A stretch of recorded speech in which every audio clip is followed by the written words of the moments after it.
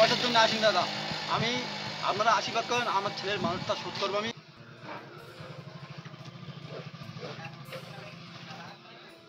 হর হর মহাদেব, হর হর মহাদেব। মহাদেব কোথায় কোথায় যাচ্ছ? কোথায়? যাবো দক্ষিণেশ্বর। দক্ষিণেশ্বর।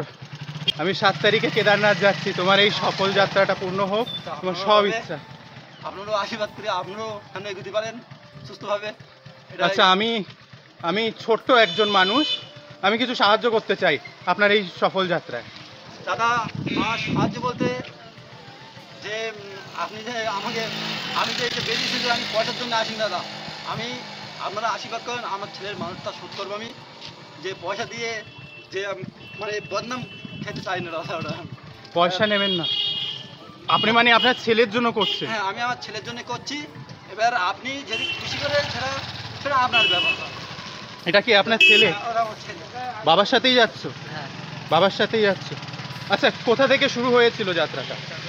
আমি চাকলার লোকনাথ মন্দির থেকে এসেছি। চাকলার লোকনাথ মন্দির থেকে? কত কিলোমিটার হলো আর কবে বেরিয়েছো?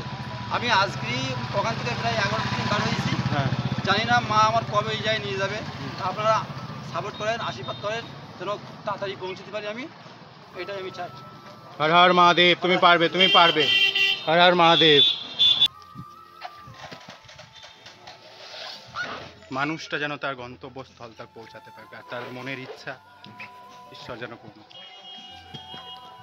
হর হর মহাদেব।